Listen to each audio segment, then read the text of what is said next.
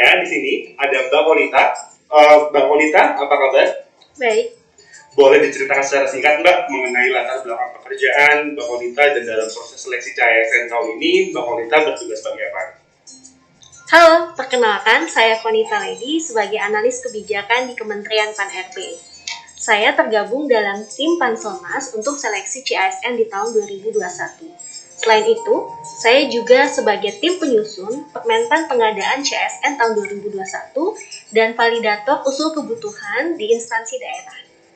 Berarti benar banget nih rekan ASN kalau kita bertanya-tanya tentang formasi dalam seleksi CASN tahun 2021 ini ke Mbak Konita ya. Oke, Mbak Konita, jadi sekarang ini kan di media sosial maupun di pemberitaan juga udah ramai banget nih tentang formasi seleksi CASN, terutama tentang formasi, terus jenis-jenis kebutuhan, terus kayak persyaratan dan ketentuan.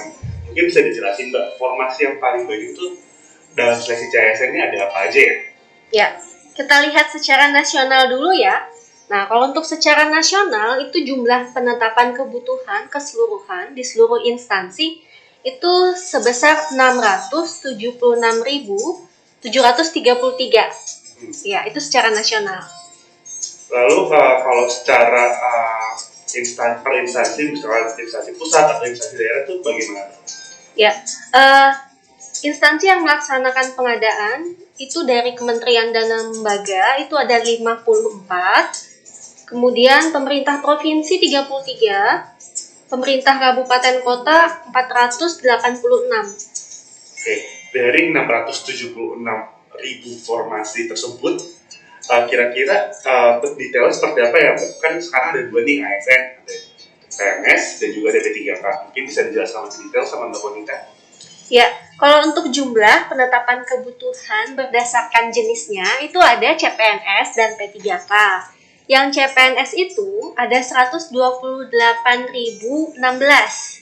Kemudian yang P3K ada 548.717. Wah, jauh lebih banyak untuk P3K ya Mbak ya? Iya. Mungkin rekan ASN di sini ada yang belum tahu nih Mbak tentang P3K itu apa, karena memang baru tahun ini kan.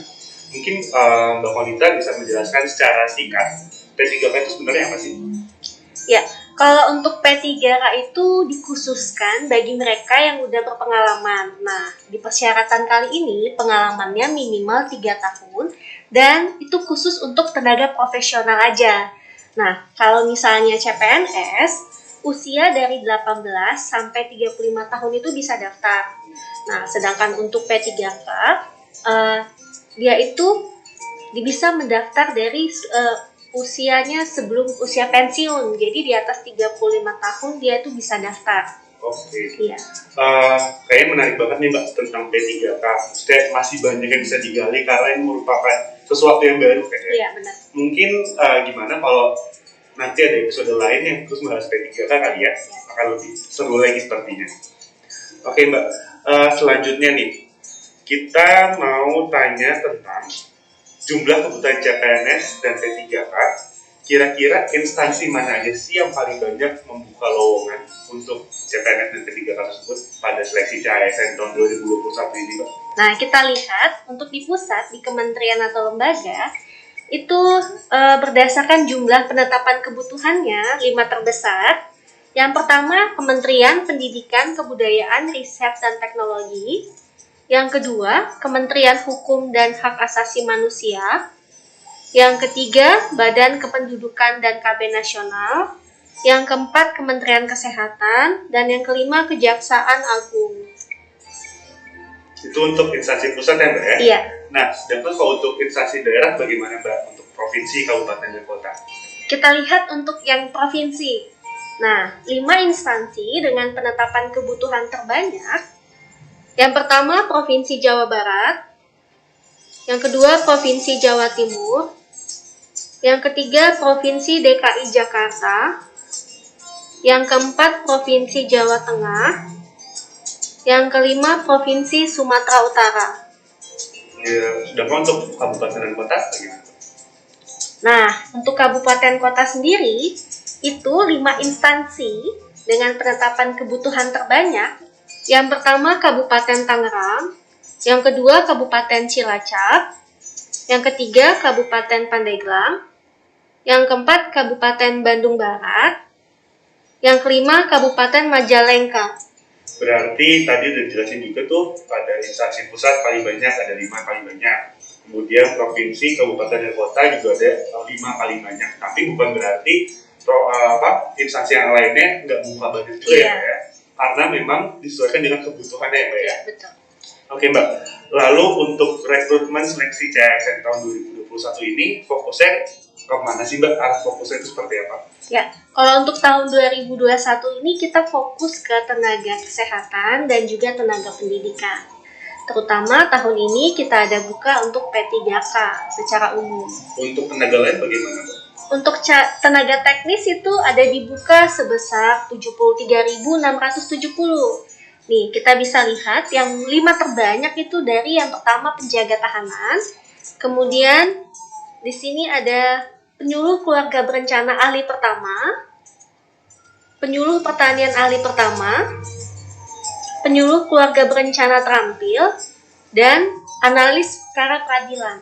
Wah, berarti dari berbagai macam bidang ya, Mbak ya. Soal rekan ASN bisa mendaftar di seleksi ASN tahun 2021 ini karena selain memang formasinya yang dibutuhkan juga banyak, dia 4 kali lipat ya daripada tahun sebelum-sebelumnya. Kemudian juga jabatannya juga banyak ya, Mbak ya, yang dibuka dengan membutuhkan berbagai keterampilan khusus dan keahlian khusus. Dan untuk mempelajari tentang seleksi CASN sebelum dibuka nih, Mbak, bisa lihat di mana aja sih, Mbak?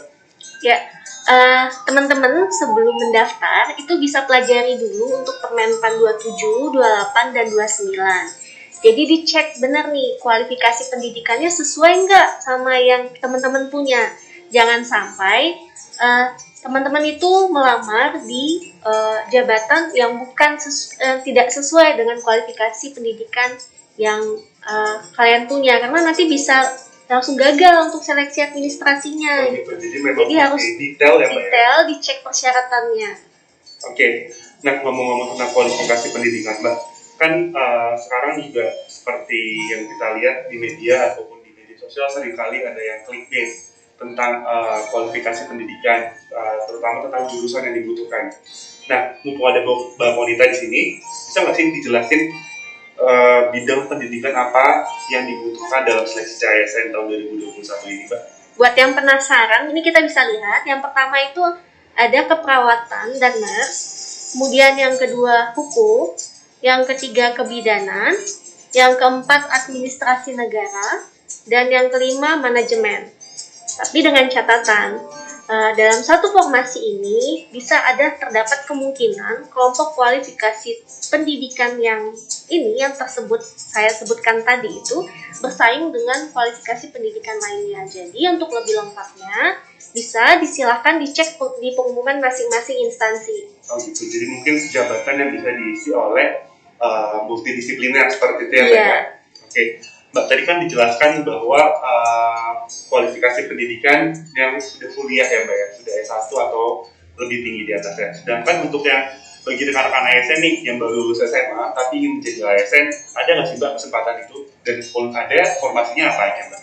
Ya, kalau untuk yang SMA kita ada buka juga. Untuk SMA 5 jabatan terbanyak itu sebagai penjaga tahanan, polisi pamong praja pemula, pengadministrasi penanganan perkara, pengawal tahanan atau narapidana, petugas pertolongan kecelakaan penerbangan, dan pemadam kebakaran.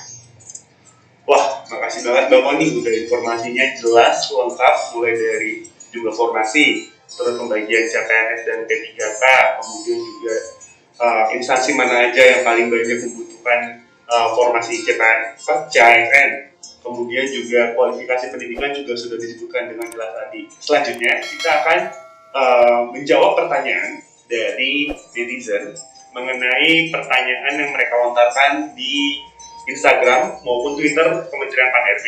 Karena sebelumnya kita sudah membuka kesempatan bagi netizen untuk bertanya mengenai formasi seleksi CASN 2021 ini. Oke, Mbak Konita, kita langsung masuk aja ya ke pertanyaan pertama. Nah, pertanyaan pertama datang dari Twitter dengan akun @firzanova. Pertanyaannya, apa bedanya seleksi CPNS dan P3K? Ya, kalau untuk CPNS dan P3K, CPNS itu hanya bisa dilamar dengan usia rentannya 18 sampai 35 tahun seperti yang tadi saya sebutkan. Sedangkan untuk P3K itu di atas 35 tahun masih bisa melamar. Dan untuk seleksinya sendiri, kalau untuk P3K, mereka tuh tidak perlu ikut SKD dan SKB. Namun ada seleksi kompetensi. Nah, seleksi kompetensi ini terdiri dari seleksi kompetensi teknis, kemudian seleksi kompetensi manajerial dan sosial kultural. Oke, jadi memang ada sedikit perbedaan ya, Iya. Mbak ya. Mungkin detailnya bisa dilihat di Permenpan nomor 28 dan nomor 27 tadi ya. Iya.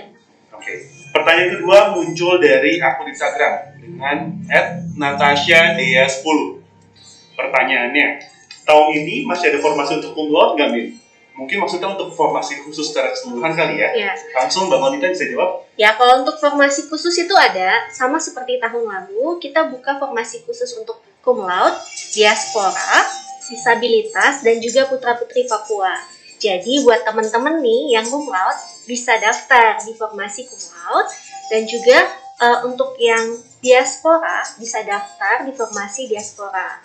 Nah, tahun ini, pemerintah juga aware loh terhadap teman-teman kita yang dari penyandang disabilitas. Sehingga ada formasi khusus untuk disabilitas dan juga teman-teman bisa daftar juga di formasi umum. Oh, jadi formasi disabilitas bisa mendaftar di formasi umum ya? Bukan, maksud saya untuk penyandang disabilitas dia bisa memilih mendaftar di formasi khusus untuk disabilitas atau dia bisa mendaftar di formasi umum dengan persyaratannya sesuai dengan Permenpan itu. Oke. Ya, dan ada juga formasi putra-putri Papua buat teman-teman yang dari Provinsi Papua atau Papua Barat bisa daftar di formasi khusus Papua Barat. Oke, lengkap banget tadi Mbak Konita udah menjelaskan terkait formasi khusus, jadi nggak cuma untuk cum laude doang ya Mbak ya, tadi ada disabilitas, ada diaspora, terus ada putra dan putri Papua dan Papua Barat ya. Ya. Oke, lanjut ke pertanyaan ketiga. Pertanyaan ketiga kembali lagi dari Twitter, datang dari akun @rizal_andrea14. Min, info dong soal P3K Guru, please. Nah, gimana nih Mbak, tentang P3K Guru, ada informasi apa yang bisa di-share? Ya, untuk tahun ini kita buka khusus untuk P3K Guru. Nah, yang bisa daftar di P3K Guru itu yang pertama yaitu dari THK 2. Kemudian dari guru non-ASN yang terdaftar di Dapodik, guru swasta yang terdaftar di Dapodik, dan lulusan PPG, lulusan pendidikan profesi guru. Jadi untuk P3K Guru ada 4 kriterianya ya? 4 kriteria yang bisa. Tadi ada THK 2, Ya. guru non-ASN yang terdaftar di Dapodik, guru swasta yang terdaftar di Dapodik, dan juga lulusan pendidikan profesi guru atau PPG. Oke Mbak. Selanjutnya, dan pertanyaan terakhir pada segmen kali ini. Pertanyaan selanjutnya datang dari Instagram dengan akun @berta282828. 28 ada 3 kali nih. Ditanya, Min, beneran nggak sih tes P3K Guru bisa sampai 3 kali? Gimana sih maksudnya? Nah, gimana tuh maksudnya Mbak Konita? Benar, untuk tahun ini tes P3K Guru 3 kali. Tapi untuk lebih jelasnya mungkin bisa ya kita bahas di episode selanjutnya aja. Oke, kita akan punya episode selanjutnya tentang P3K ya. Oke, sepakat Mbak. Tadi kita udah ada 4 pertanyaan, kurang lebih itu 4 pertanyaan yang kita rangkum dari sekian banyak pertanyaan, kurang lebih pertanyaan sama, jadi kita rangkum dalam 4 pertanyaan tersebut. Dan untuk selanjutnya, kita masih akan banyak lagi informasi menarik terkait ASN yang akan kita bahas di ASN Corner. Jadi stay tune terus di akun Kementerian Pandegede ya. Ya, terima kasih sekali Mbak Koni atas waktunya untuk mampir ke ASN Corner episode 1 ini yang telah menjelaskan panjang lebar mengenai formasi dalam seleksi CASN 2021. Mungkin Mbak Koni ada yang ingin di-share kepada rekan-rekan ASN di luar sana? Ya, saya tidak bosan-bosannya untuk mengingatkan para pejuang MIP untuk membaca persyaratan dengan teliti sebelum mendaftar, supaya teman-teman bisa bergabung bersama ASN dan bangga melayani bangsa. Terima kasih sekali lagi untuk Mbak Koni atas waktunya untuk hadir di ASN Corner. Dan juga terima kasih bagi rekan-rekan ASN yang telah menonton acara ini. Semoga informasi yang kami berikan dapat membantu dan mencerahkan mengenai seleksi CASN tahun 2021. Dan kami tunggu di ASN Corner berikutnya.